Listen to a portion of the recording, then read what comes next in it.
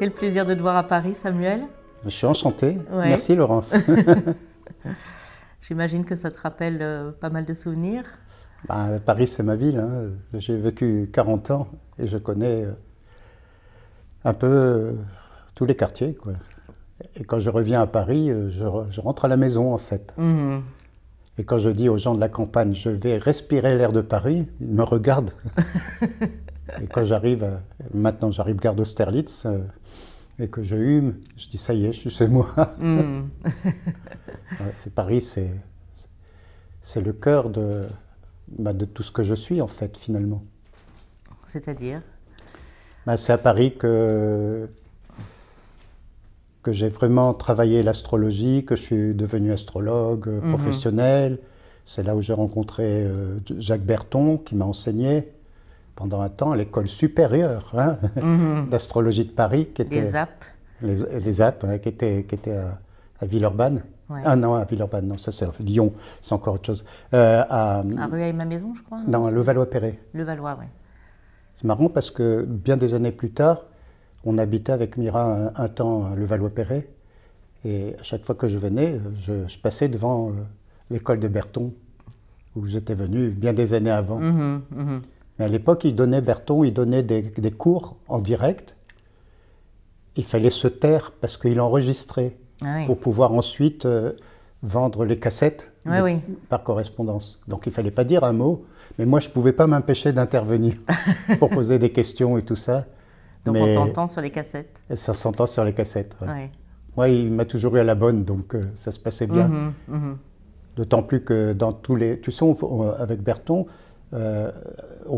chaque année, à la fin de l'année, on passait des examens qui avaient lieu d'ailleurs à la mairie, dans une salle de la mairie de Levallois.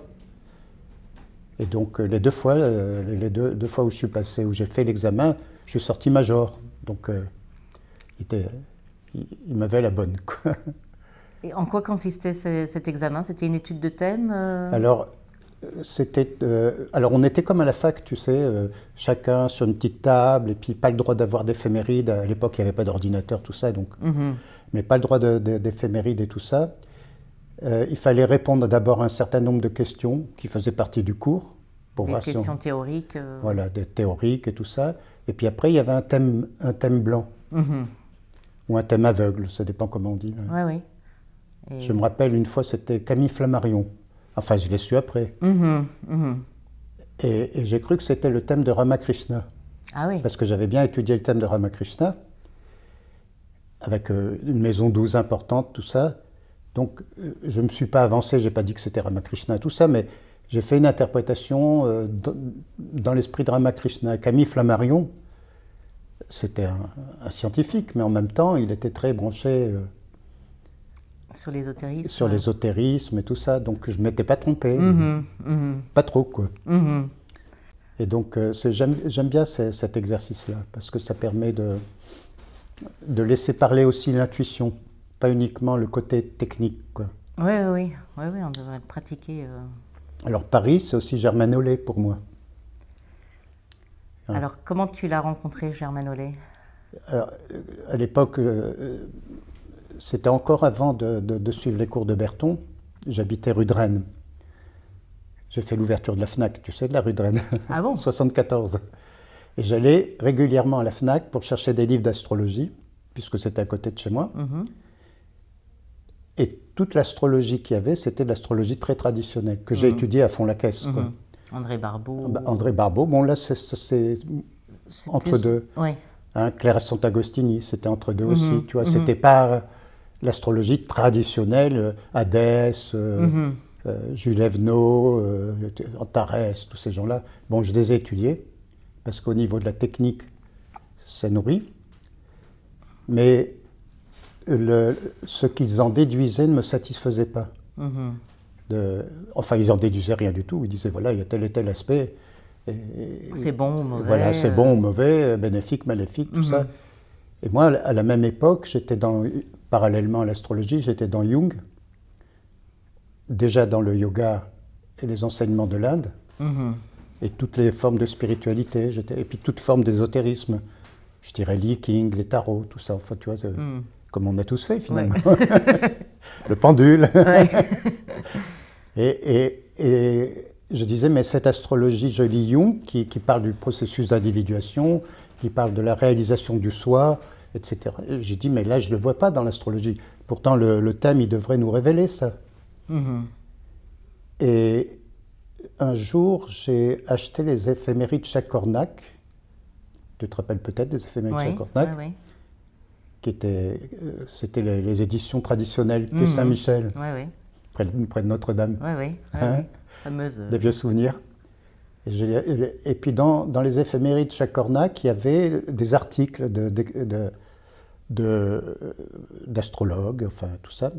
Et là, il y avait un article qui m'a complètement transporté. C'est un article de Charles Vouga, Ouais. que je ne connaissais pas encore.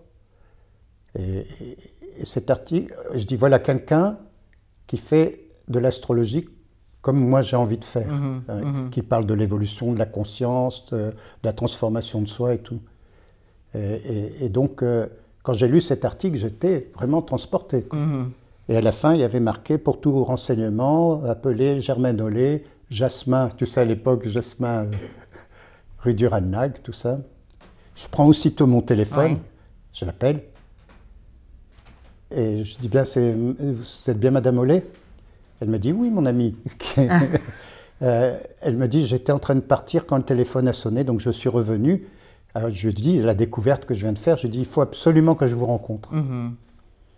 Elle me dit, ben là, je pars à Bruxelles, chez ma fille, pendant 15 jours. Donc, revenez me voir, c'était un lundi, à telle heure, un lundi soir. Pendant 15 jours, je n'ai pas vécu. Ouais. Tu attendais comme un amoureux transi. Voilà, comme un amoureux. Et puis je suis arrivé, et puis je me suis retrouvé chez cette dame qui était lumineuse, qui était âgée, enfin l'âge que j'ai maintenant en fait. Enfin, elle avait 75, moi j'en ai 77 maintenant. Mais bon, pour moi c'était une vieille dame, Oui. avec des cheveux blancs, tout Toi, ça. tu étais tout jeune, tu avais quoi, la vingtaine? Ouais, non, j'avais pas loin de 30 ans. Ah oui, oui, oui, parce que tu J'avais 5-6 ans d'astrologie derrière moi, mais... Et là, c'était extraordinaire. C'était un moment extraordinaire. Et puis, on a discuté. Elle me dit qu'elle était née à Besançon. Je viens de Besançon, comme Victor Hugo. Oui. Elle était mariée à un général qui avait été en garnison à Casablanca, la ville où je suis né. Enfin, ça, c'est les synchronicités. Oui, oui. Mais... Et puis, elle prend les éphémérides, elle me demande ma date de naissance, elle regarde les éphémérides, et puis elle me sort des trucs avec les progressions, tout ça, que je ne connaissais pas du tout à ce moment-là, les directions secondaires. Elle me sort des trucs sur ma vie, j'étais stupéfait, tu vois. Avec les éphémérides. Et uniquement avec les éphémérides. Ouais, ouais. Maintenant, et les progressions. Et les oui, progressions. parce qu'on aurait pu imaginer, bon, les transits encore. Ouais, et les transits, bien sûr, ça, ouais. je les avais en tête, tu vois. Ouais, ouais. Mais en suivant les progressions, tout ça. Maintenant, je le fais, moi aussi, ça. C'est épatant, mais Ouais. je veux dire, ça épate. C'est épatant et ça épate. Et donc, elle m'a dit, vous êtes un vieil astrologue, elle m'a dit.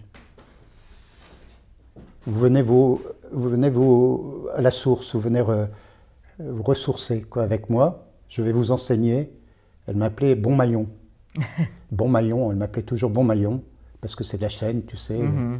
Elle me dit maintenant, ça y est, vous allez retrouver votre statut d'astrologue, tout ça. Et donc, je vais vous enseigner. Vous viendrez chaque semaine, un soir par semaine, on travaillera sur votre thème. Et puis, je vous montrerai. Donc, ce qu'il y avait d'intéressant par rapport à tout ce que j'avais pu voir auparavant, c'est qu'on ne s'intéressait pas à des thèmes de personnalité extérieure. C'est bien, hein, bien sûr. Mais elle me faisait travailler sur mon propre thème et sur ma propre vie. Oui. Et c'était une forme de thérapie, du coup. C'est une forme, d'une part, de thérapie, et d'autre part, il n'y a que comme ça qu'on comprend vraiment l'astrologie. Oui. Parce qu'on la vit. Oui. Et donc, c'est ce que je cherchais, quoi. Donc, toutes les semaines, j'allais chez elle, rue du Rannag, hein, métro La Pompe, tu sais. Ouais. et donc, on allait d'abord au resto, dans un resto à côté de chez elle, elle avait sa table. Elle me disait, ça, c'est la table de Vouga, ici. Et Vouga, c'est là qu'il, sur les nappes en papier, il réécrivait l'astrologie du Verseau. Alors moi, j'étais très respectueux, tu vois. J'ai toujours eu beaucoup de respect pour les personnes qui ont fait un chemin et qui sont avant moi, qui m'ont montré le chemin. Et puis après, on rentrait chez elle, et puis pendant 2 heures, et ben, on travaillait sur mon thème. Donc Charles Vouga était... Charles Vouga est mort en 62, si mes souvenirs sont bons. Donc je ne l'ai pas connu, mais il était très présent.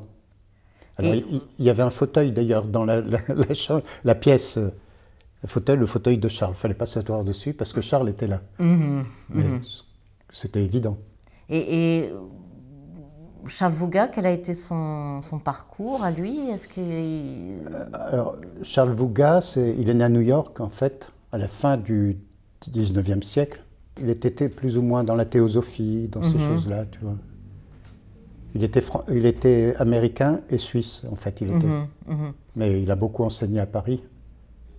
Et d'ailleurs, à cette époque, Germaine avait gardé les bandes. Tu sais, à l'époque, c'était des bandes, il n'y avait pas encore les cassettes.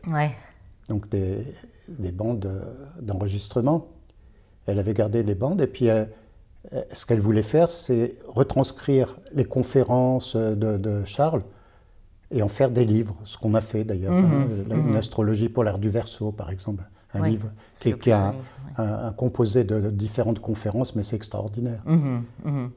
Et moi, j'ai plein de documents d'ailleurs aussi de Charles dans mes archives, des retranscriptions de conférences, tout ça, c'est très chouette. Alors on parlera plus précisément de Rudyard après, mais donc ils s'étaient croisés tous les deux, parce que bon, lui aussi a beaucoup fréquenté. Germaine connaissait Rudyard, oui. Oui, c'est elle qui t'a envoyé après. C'est elle qui m'a envoyé aux États-Unis, enfin, qui m'a envoyé voir Rudyard dans un premier temps. Mais je veux dire, ils avaient fréquenté les mêmes cercles. Voilà, ils étaient dans ils avaient connu. Rudyard était aux États-Unis, mais ils se sont rencontrés dans des congrès d'astrologie. Elle m'avait raconté ça, Germaine. Et donc, ils étaient restés en contact, le français d'origine, puisqu'il était français. D'ailleurs, quand il parlait anglais, même au bout de 60 ans ou plus qu'il était aux États-Unis, pas de problème, il avait l'accent français. D'ailleurs, j'ai des enregistrements, j'ai des enregistrements aussi en français, pas qu'en anglais. Alors, en anglais, on entend bien son accent français. Et donc, voilà, ils s'étaient rencontrés aux États-Unis, je ne sais pas, dans différents congrès, ici et là. Mais donc, Vouga et Rudyard avaient quand même suivi un chemin, enfin... Ils se connaissaient, oui. Ils se connaissaient. L'un n'a pas influencé l'autre, je veux dire... Je crois que Rudyard a influencé Vouga. Parce que Rudyard m'a raconté un jour que, je crois que c'est dans les années 60, en 59-60, il était venu à Paris, et il avait... C'est ce que Rudyard m'a raconté. Et il avait assisté à une conférence de Vouga qui était chez les Square Rap, là, tu sais, chez les théosophes. Et donc, il a écouté la conférence. Après, il est allé se présenter. Il a dit, voilà, je suis Rudyard, tout ça. Puis ils ont sympathisé. Mais tout ce que Vouga disait, enfin beaucoup de choses que Vouga disait, c'était pris chez Rudyard. D'accord. Il m'a dit, donc Rudyard a apporté quelque chose à Vouga aussi. Enfin, d'après Rudyard. Oui. Mais c'est vrai que l'astrologie de Vouga, l'approche astrologique, elle est plus théosophique, mais elle est extraordinaire aussi. Il y a plein de choses qui se recoupent, quoi. Je connais mal la théosophie, est-ce que tu peux me dire un petit peu? La théosophie, c'est un courant qui est né à la fin du 19e siècle, à la suite de Madame Blavatsky, HPB on l'appelle, Hélène Petrovna, je crois, Blavatsky, HPB. Un regard très particulier. Un regard. Et elle a fait toute une approche entre les enseignements de l'Inde, le christianisme, le judaïsme, tout ça, et toute une sorte, disait Guénon, il disait que c'était une forme de syncrétisme. Il disait c'est pas la tradition, ça. Alors Guénon s'en était violemment pris à la théosophie. Il a écrit un livre, je crois, qui s'appelle le Théosophisme ou quelque chose comme ça, que j'ai lu aussi. J'ai lu beaucoup Guénon également. Oui, qui lui était vraiment... Ah oui, lui, il était raide. Il était... D'ailleurs, à la fin de sa vie, il était dans l'islam. Hein. Il est marocain, je crois. Ouais. Mais très... comme peuvent l'être les musulmans, quoi. Enfin, les musulmans rigoristes, pour pas dire intégristes, quoi. mais son approche, elle était magnifique, quand même. Le règne de la quantité, le signe des temps, tout ça, tous ces livres de Guénon sont importants. Mais, quoi qu'il en soit, la théosophie est née de ce courant de Madame Blavatsky, qui a engendré, je crois, l'anthroposophie, Rudolf Steiner, Alice Bailey, et une des grandes représentantes de la théosophie, Annie Besant, qui a été en Inde. Après, elle est devenue indienne, elle s'est installée en Inde, à Adyar, qui est le siège de la société théosophique dans le monde, là où Krishnamurti a été découvert. Et c'est d'ailleurs Annie Besant qui a découvert Krishnamurti. Ah oui. D'ailleurs, quand j'étais en Inde, je suis allé en pèlerinage à cet endroit-là. Et donc, Annie Besant a soutenu, c'était encore ce qu'on appelait le Raj, tu sais, l'Empire britannique qui dominait. Et elle a soutenu l'indépendance de l'Inde. Elle était reconnue par Gandhi. Et même, elle a été, je crois, présidente du Congrès. Le Congrès, c'est le grand parti qui était à l'origine de l'indépendance de l'Inde, avec Nehru et tout ça, quoi. D'accord. Oui, donc. Alors, c'est mon pays, moi aussi, l'Inde. Oui, on en parlera après, mais oui, donc tous ces gens s'étaient nourris quand même donc des philosophies orientales. Les philosophies orientales et puis beaucoup. Donc moi, j'ai aussi beaucoup travaillé. D'ailleurs, Rudyard m'avait dit, si vous voulez comprendre bien mon enseignement, lisez les théosophes et principalement Annie Besant. Il dit bien que Rudyard était un esprit indépendant. Il avait une lune en Verseau aussi, d'ailleurs. et il disait toujours qu'il côtoyait des groupes qui le nourrissaient, mais il n'a jamais adhéré vraiment, si tu veux, parce qu'il avait son chemin à lui. Oui, un peu comme Krishnamurti aussi. Un peu comme Krishnamurti. Et moi, c'est pareil, finalement. Tu vois, avec mon côté uranien, mon côté Verseau, je dis toujours, j'ai un pied dedans, un pied dehors. Oui. Donc, je me nourris de toutes ces philosophies. Ça m'a enrichi, ça m'a permis de comprendre plein de choses. Mais en même temps, je ne veux pas être exclusif, sans que ce soit un syncrétisme, tu vois. Oui. Donc, il y avait, quand j'ai commencé l'astrologie, il y avait Jung, il y avait Ramakrishna, enfin tous les sages de l'Inde, Arnaud Desjardins. Oui. C'est très important pour moi, Arnaud Desjardins, comme pour beaucoup, je pense. Et toute l'astrologie que je pratique, même si elle est dans la lignée de Rudyard, elle est soutenue par ces enseignements-là, qui sont le sel de ma vie. Je dis toujours, je peux arrêter l'astrologie du jour au lendemain. Je ne le ferai pas, c'est ce qui me permet de vivre. Mais bon, en dehors de ça, et puis j'adore. J'aime quand les gens ils viennent en consultation et puis qu'ils ressortent avec le sentiment que leur chemin s'éclaire, enfin qu'ils ont compris ce qu'ils étaient en train de vivre au moment où ils viennent me voir, quoi. Mais... Oui, mais c'est-à-dire que une consultation avec toi, bon, il y a l'aspect astrologique, mais tu leur apportes aussi... Voilà, je fais de la bibliothérapie aussi, suivant ce que la personne où elle en est, dans son niveau de conscience, enfin dans la conscience qu'elle a d'elle-même, ce que Rudyard appelle les niveaux de conscience socioculturels, individuels, transpersonnels. Bon, il commence par le biologique, mais ça c'est pour l'astrologie, plus l'astrologie médicale, mais socioculturel, individuel, transpersonnel, quoi. Et donc, suivant, et puis il y a différentes étapes dans chaque niveau, évidemment. Et donc là, je trouve toujours le livre, comme je lis énormément, j'ai lu énormément, je lis toujours énormément, le livre qui correspond à la situation qu'elles sont en train de vivre, que les consultantes ou les consultants, et qui va les aider ensuite à la lecture de ces livres, d'approfondir le travail qu'on a fait en consultation. Bon. Ouais.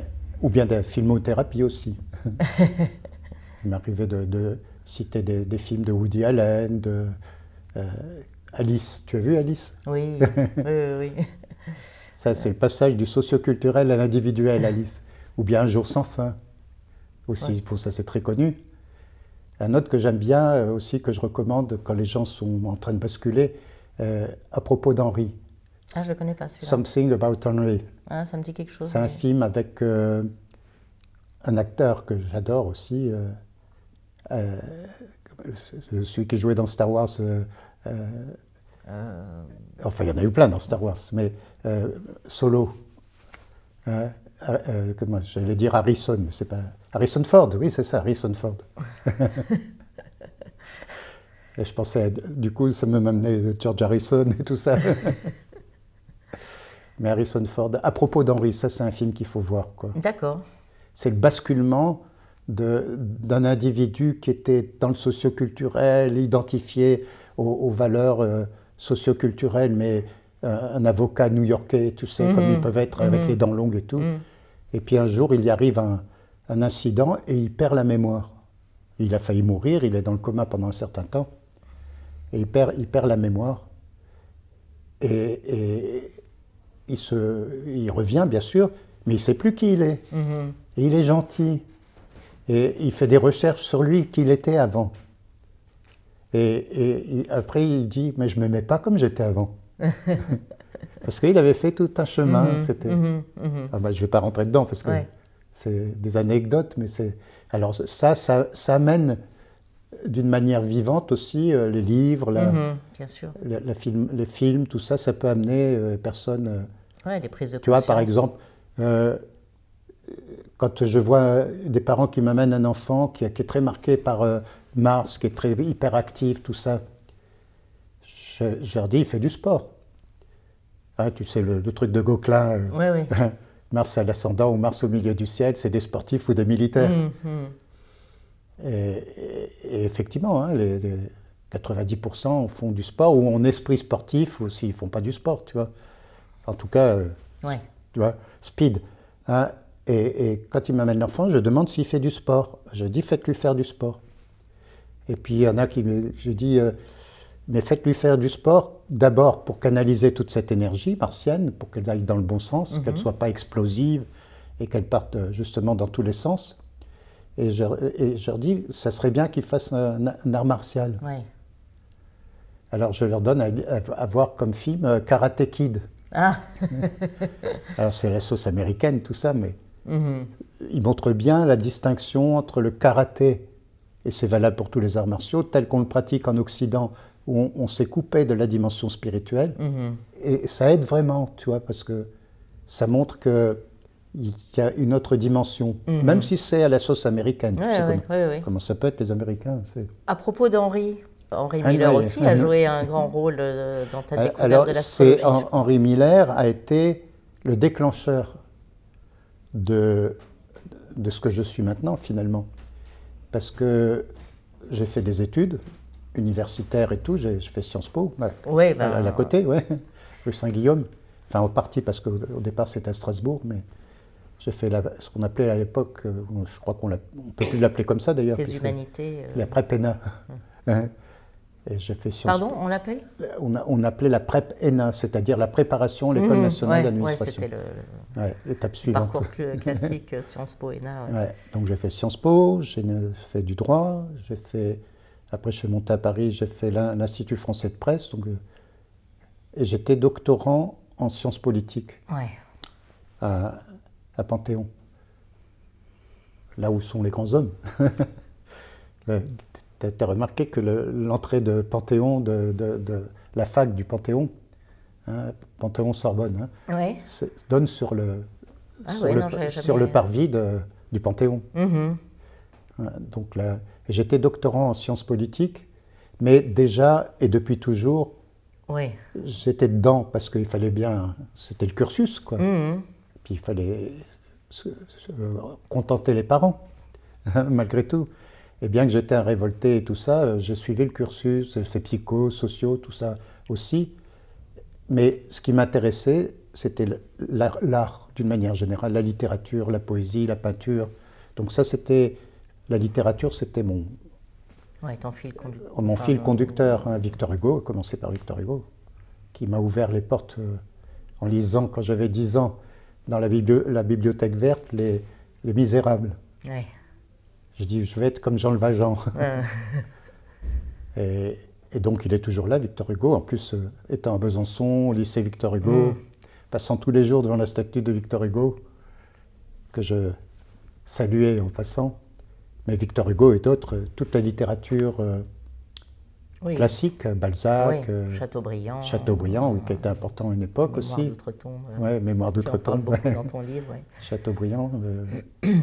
Enfin, tout ça, quoi. Balzac, après c'était Zola, et puis après toute la littérature russe, hein, Tolstoï, Dostoïevski, et américaine aussi, j'aimais bien les Américains.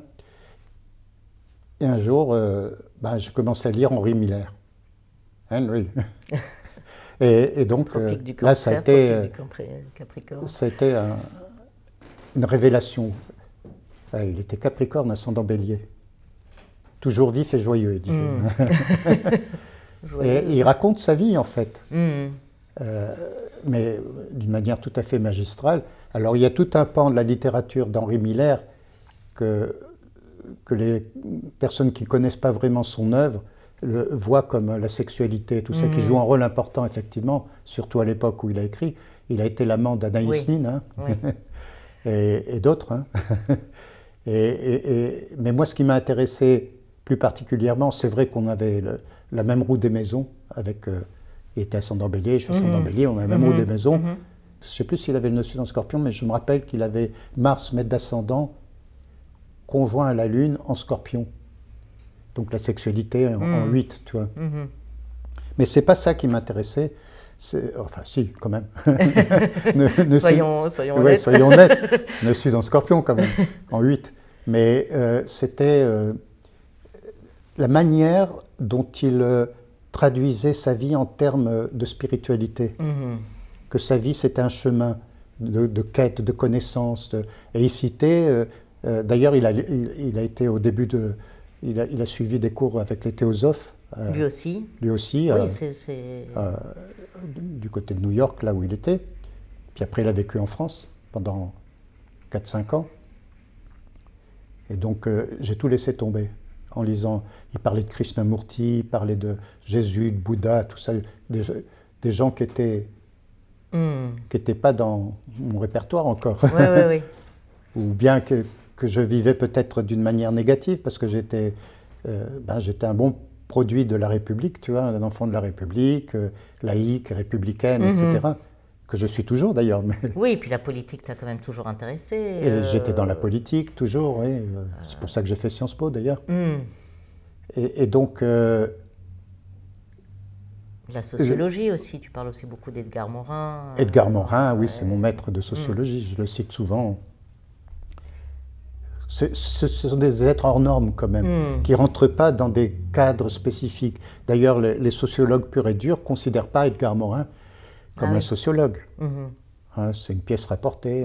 Pour moi, c'est ça la sociologie. C'est le vécu. Ouais. Hein, et donc, Miller, j'ai tout arrêté en doctorat de Sciences Po, alors que j'étais près du but, tu vois. D'ailleurs, j'ai raté le concours de l'École nationale d'administration, mais ça, comme je disais, c'est mon inconscient qui a pas voulu que... Et puis même, de toute façon. Mais en même temps, je suis allé lire tous les livres que Miller lisait. Il y a un livre de Miller qui s'appelle « Les livres de ma vie ». Et dont il y a Rudyard dedans. Notamment dans le cauchemar climatisé, il parle de Rudyard, tout ça. Donc je suis allé voir tout ça. Et donc, oui, donc c'est vraiment Henry Miller qui a marqué... Qui a marqué l'étape où je me suis ouvert à moi-même. Il m'a révélé à moi-même. Ce qui est le rôle d'un écrivain. Du style d'Henry Miller. Et donc, j'ai été voir. Il parlait d'astrologie. Et c'est donc suite à cette lecture que tu... C'est la suite de ces lectures d'Henry Miller que j'ai commencé à étudier l'astrologie. Et que tu as rencontré Jacques Berton. Après, j'ai rencontré Berton, Germain Nollet, tout voilà. ça. Voilà.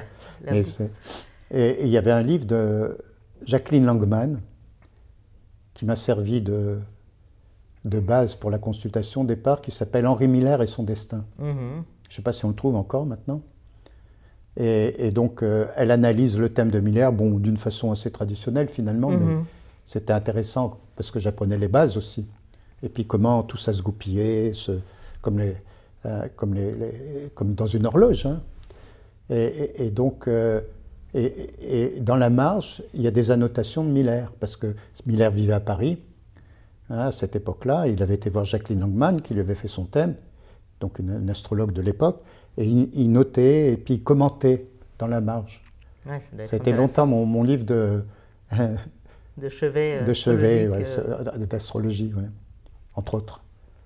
Pendant 1 an, j'ai tout abandonné, j'ai fait des petits boulots à droite à gauche.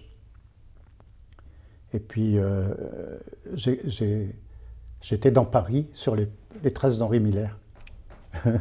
Bon. C'était un pèlerinage, ouais. Et c'était vraiment exaltant, quoi. Je me sentais complètement... Mais pourtant, j'étais déclassé, quoi, tu vois, par rapport complètement déclassé. Alors, tu vois, mes parents, un peu... Pourquoi on s'est serré la ceinture pour que tu en arrives là? Ah oui, avoir fait Sciences Po, proche de diplôme. J'essayais d'expliquer à ma mère, surtout, que ma voie, c'était ça, quoi. Qu'est-ce que tu avais comme transit à ce moment-là J'avais des transits d'Uranus sur le nœud sud, tu vois, comme si je retrouvais quelque chose du passé qui remontait. Hein, les transits d'Uranus sur le nœud sud, ou Pluton même. Sur le nœud sud, Pluton, sur le nœud sud, je l'ai vécu aussi, en Scorpion. C'est pas pareil, il fait remonter des choses du passé, mais qui sont lourdes, quoi. Ouais. Tandis qu'Uranus, c'est libérateur. C'est libérateur. Ouais. Mais Pluton, c'est bien aussi, parce qu'il fait remonter des choses du passé qui sont enfouies en nous, mais qu'il faut, pas juguler, le mot n'est pas exact, mais qu'il faut transcender, transmuter, voilà, transmuter. Donc les transits de Pluton, à chaque fois que j'en ai eu, et notamment celui sur le nœud sud, t'ont amené vers ton chemin, vers voilà, à chaque fois, c'était une étape du chemin. Bon, et puis tu as passé beaucoup de temps en Inde aussi. J'ai passé du temps en Inde, oui. J'ai fait deux grands voyages en Inde. Au total, ça fait à peu près 1 an et demi, 2 ans, quoi. Et là, c'est aussi l'Inde, c'est mon second pays. En fait, j'ai des pays comme ça de cœur parce que j'y ai vécu. Il y a l'Inde, il y a les États-Unis, mais peut-être moins maintenant en ce moment. Enfin, le peuple américain, dans ceux que je connais, j'ai rien contre eux. Au contraire, moi j'aime bien les États-Unis pour y avoir vécu. J'aime bien l'Inde malgré, parce que j'ai toujours mon côté politique, tu sais. Oui. Malgré que les dirigeants soient d'extrême droite finalement, ce qui n'est pas du tout ma tasse de thé évidemment, puisque le but de l'astrologie c'est de se libérer, d'être libre. C'est pas d'être enfermé dans des dogmes. Oui, et puis c'est une école de la tolérance. Voilà. Et en Inde, après tout un tas de péripéties, j'ai découvert l'enseignement de Yogananda, à travers l'autobiographie d'un yogi. Oui, qui m'avait beaucoup marqué aussi. Ouais, et donc, dans des circonstances extraordinaires. Et depuis lors, c'est quand même ma ligne de conduite. Même si je suis engagé dans d'autres enseignements, j'ai pris mes refuges dans le bouddhisme, j'ai été initié dans le soufisme, mais ma voie principale, c'est le yoga, l'Advaita Vedanta, la non-dualité. C'est pour ça qu'Arnaud Desjardins était important aussi, Swami Prajnapada. Enfin, donc tout ça, c'est derrière mon astrologie. Ouais. Ouais. Et tu n'as jamais étudié l'astrologie hindoue? J'avais commencé à l'étudier en Inde, mais bon... Bon, on ne peut pas tout faire, la sidérale. Surtout qu'ils n'utilisent pas Uranus, Neptune, Pluton. Du moins à mon époque, quand j'ai étudié. Donc, non, j'ai étudié, j'ai regardé tout ça, mais ça ne s'est pas imposé à moi, disons. Oui.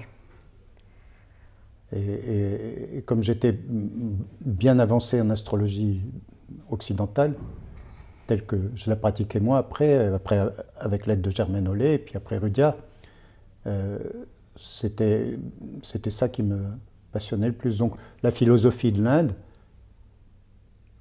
tout ce que peut représenter l'Inde, les Yoga Sutras de Patanjali, le Ramayana, le Bhagavad Gita, tout ça, ça fait partie de... Ouais. Et donc l'enseignement de Yogananda, que je suis depuis mon premier voyage en Inde en 78. C'est ma ligne de conduite, quoi. En 1995, tu as fondé le CRET. Alors en 1995, j'ai fondé le CRET, Centre de recherche et d'études transpersonnelles. Je n'ai pas mis le mot astrologie dedans, bien que principalement c'était une école dédiée à l'astrologie, mais je me disais que ça pouvait être ouvert sur toute forme d'expression spirituelle et ésotérique. D'ailleurs, c'est vrai, puisque avec Mira, j'ai pu intégrer son travail dans le CRET, puisque ça correspond au motif de l'association, enfin de la SARL, c'est une SARL. Donc, mais en fait, pendant des années, j'ai enseigné l'astrologie, ici à Paris, donc, et puis un peu partout en France. Je ne sais pas si je calcule le nombre de villes où je suis allé. Toutes les semaines, j'étais quelque part. Oui, tu le décris très bien dans ton livre, tu étais par bons et par vaux. Paris, Strasbourg, Lille, Nice, Toulon, Toulouse, Bordeaux, et en Belgique aussi. Et puis par la suite en Suisse. Et donc, voilà, j'enseignais comme ça.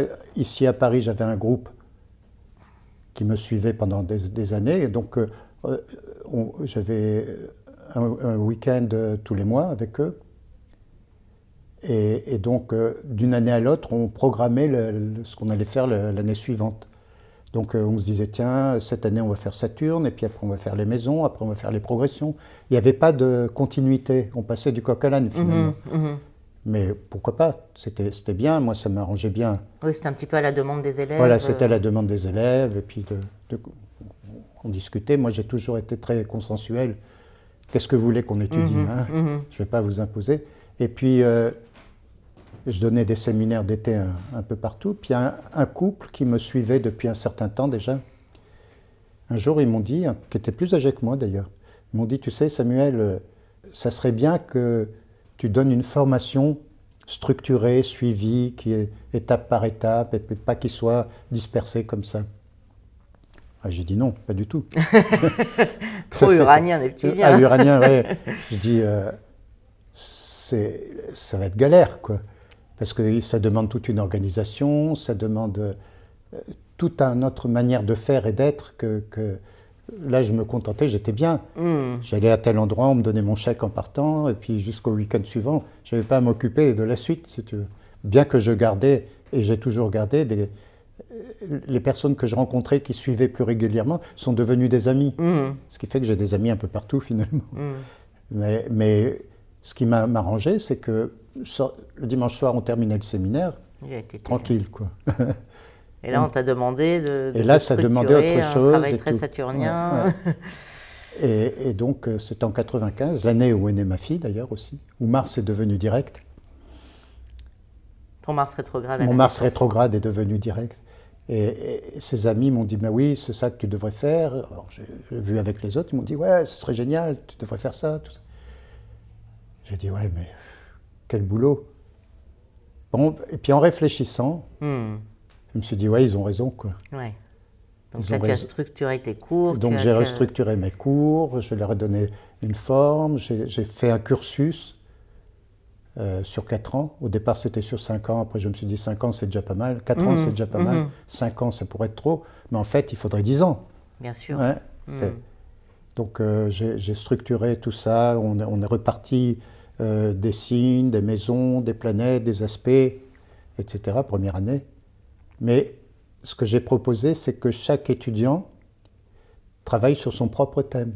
Un petit peu comme, exactement comme Germaine Hollet, comme elle avait fait avec toi. moi. Et que à la lecture de leur thème, en fonction du sujet qu'on abordait, comment eux, ils vivaient, ils ont vécu tous les aspects. Donc j'ai mis en place cette structure. Au début, ça n'a pas été facile. Il y avait 50 personnes, la première promotion. Puis à l'époque, c'était des enregistrements sur cassette. Et donc, les enregistrements sur cassette, ceux qui ne pouvaient pas venir, il y avait un week-end, ça faisait, je ne sais pas, 5-6 cassettes de 90 minutes. Tu vois. Ah oui. Donc il fallait en rentrant les dupliquer, les empaqueter, les envoyer par la poste, tout ça, quel boulot. Et puis après, j'ai pris une deuxième promotion par correspondance, avec des temps où on se retrouvait. Et donc là, j'ai fait des cours sur cassette, à l'époque, des cours audio, pour leur donner du grain à moudre, quoi. Et puis petit à petit, les élèves ont commencé à retranscrire les séminaires. Et donc, je les ai retravaillés un peu, tout ça. Il faudrait que je les retravaille beaucoup plus. D'ailleurs, ça va être prévu, puisque je vais en faire toute une série de livres. Ah, super. Hein, je vais les retravailler et puis faire vraiment des livres, quoi. Ce qui s'appelleront, il y en a 26, qui s'appellent les séminaires de Samuel. Oui. Yeah. Et pour les diffuser d'une manière plus large. Et donc, ils ont commencé à retranscrire et on a fait des petits fascicules, des livrets. Donc, au début de chaque session, je leur donnais le cours audio, plus le livret. Dans chaque livret, il y avait des questions, comment vous avez vécu tel et tel aspect, tout ça, enfin. Et puis après, on se retrouvait tous les week-ends à Paris. Au début, c'était dans le 15e. Je louais une salle dans le 15e, du côté de métro Plaisance, tu sais, entre Plaisance et Convention. Ouais. Et donc, tout le monde débarquait le week-end, un week-end tous les mois. Et là, c'était le partage sur ce que chacun avait compris du travail qu'il avait fait avec les cours. Donc un partage, mais de vie, quoi. Avec, bien sûr, le support de l'astrologie. Et aujourd'hui, comment se passent tes cours? Alors, j'en donne encore beaucoup. Oui, j'en donne encore beaucoup. Mais j'ai arrêté la formule de groupe. Et je prends exceptionnellement certaines personnes que je sens qui sont vraiment motivées par un travail sur eux-mêmes et pas uniquement par comprendre l'astrologie en tant que telle. Je les prends en individuel, en faisant des supervisions par Zoom. Et puis tous les étés, on se retrouve tous là où tu étais venu. Oui, c'est ça. Oui, donc voilà, on se retrouve pour. Donc chacun travaille à son rythme. Voilà, le but, c'est que chacun travaille à son rythme. Mais il y a des supervisions avec toi. Il y a des supervisions régulières avec moi pour voir. Et puis des séminaires d'été. Les séminaires d'été, tout ça. Ouais, chacun travaille à son rythme parce que j'avais constaté que certains n'avaient pas le temps, ça allait trop vite. Donc, il y en a qui font des pauses tu vois, d'un certain temps parce qu'ils ont besoin de digérer, d'assimiler ou qui sont pris par autre chose. Je dis ok, pas de problème. Quand tu es prêt, on reprend. Donc c'est bien. Et j'aime enseigner aussi, de toute façon. Ah bah oui, c'est... Jupiter au milieu du ciel, enfin. Jupiter, c'est ma planète la plus forte en réalité. Parce que j'ai Jupiter en milieu du ciel, mais en 9. Eh oui, donc il est en domicile. En domicile et en Sagittaire. Ah oui, bah il est en... Ouais. Et c'est la planète en double domicile. Qui se lève avant le Soleil. La planète qui se lève avant le Soleil dans le sens horaire, Rudyard l'appelait le héros du Soleil. C'est elle qui annonce le Soleil qui, pour Rudyard, représente le moi essentiel, le moi profond. Donc moi, c'est Jupiter. Ouais. Aussi bien sur le plan jupitérien. Oui, de la bonne chair. La bonne chair et tout ça, mais que l'enseignement. Ah oui, c'est l'enseignant. Oui, tout le monde me dit que c'est le côté pédagogue, quoi, Jupiter. Ah bah oui. J'aime bien ce que disait Boileau, quoi. Je crois que c'est Boileau qui disait ça, que les choses difficiles, il faut les enseigner simplement. Ah bah ça... Ça me parle. Ça te parle, hein? Oui. Avec ton ascendant Sagittaire. C'est ça. Et aujourd'hui, tu travailles beaucoup en collaboration donc, avec ton épouse Mira. Alors là, avec mon épouse Mira, ça va faire l'objet du 3e tome, la rencontre avec Mira, et puis nous connaissons depuis 40 ans quand même. Et là, ça fait 23 ans qu'on est ensemble. Mais on s'est retrouvés dans des circonstances tout à fait extraordinaires que je raconte dans le 3e tome. Le 2e tome va sortir, là, ces temps-ci. Et là, c'est toute la collaboration avec Mira. Je montre d'ailleurs le 1er tome, avec une belle illustration de Mira, d'ailleurs. Donc ça, c'est ton... C'est mon 1er tome. Voilà, ce sont tes mémoires, en fait. C'est mes mémoires, oui. C'est sur la route illuminée. Itinéraire d'un astrologue en quête de voilà, sens. ça c'est comment, un peu ce qu'on a dit là, Oui, comment je suis devenu astrologue, quoi, au bout du compte. C'est tout le chemin qui m'a amené à être astrologue professionnel. Et le deuxième tome qui va sortir ces jours-ci, qui s'appelle En route, c'est maintenant je suis astrologue, et puis je vais enseigner à droite, à gauche, tout ça, avec mon bâton de pèlerin. Enfin, hein. Et donc ça sera le deuxième tome. Et le troisième tome, ça sera tout ce qui m'a amené en Dordogne, et puis Mira, enfin la rencontre avec Mira. Bon, on a vécu quand même un certain temps à Paris avant de partir en Dordogne. Et donc Mira, mon épouse, donc, est une artiste peintre dans le domaine du sacré. Hein, et donc ça n'a rien à voir avec tout ce qui se fait à l'heure actuelle, et même elle est un peu affolée avec l'intelligence artificielle. Parce oui, mais enfin, rien ne remplacera jamais... Ça ne remplacera jamais, pour l'astrologie pareil d'ailleurs, hein, ça ne remplacera jamais l'humain. Et oui. Et donc voilà, avec elle on a créé des oracles finalement. Le premier c'était le tarot de Langiberté, donc les peintures de Mira, et puis mes textes. Et puis en fait, tout ce qu'on a fait ensemble, c'était... Elle ne fait pas que faire les peintures, hein, elle participe aussi. Elle participe aussi, c'est elle qui fait les structures de tous les jeux. Hein, et moi elle me dit voilà, telle carte qu'elle a peint auparavant, elle a fait la structure du jeu, puis elle me dit voilà les mots-clés pour chaque texte, et puis après je regarde et puis j'écris les textes. C'est des textes de consultation, comme en astrologie horaire, ou comme dans Li King, tu vois. Oui, vous en avez créé plusieurs. Alors là, on a fait le tarot de Langiberté, après on a fait le voyage de Ritavan. Le voyage de Ritavan, Infinitude, on a fait l'oracle des runes, et le dernier qu'on vient de sortir, c'est l'oracle de l'Égypte secrète. Là, il est sorti en fin d'année dernière. Et puis là, bon, là, elle fait un truc pour elle en ce moment, mais on prépare un travail par la suite, l'oracle de l'Inde, évidemment, on ne peut pas passer à côté. Peut-être on va faire un travail avec les symboles sabiens. Ah, ce serait intéressant ça. Là, il faudrait qu'elle fasse 360 peintures.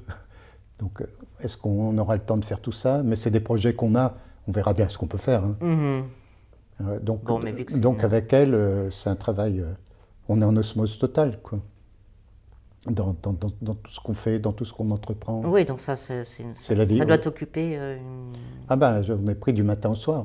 Heureusement qu'on a une maison assez grande en Dordogne, mais on se croise. Mais il y a des tableaux de Mira partout. Il y a des tableaux de Mira partout. En fait, il faudrait qu'un jour vous veniez filmer tout ça, parce que. Mais oui, quand les gens rentrent chez moi, ils disent tu vis chez ta femme.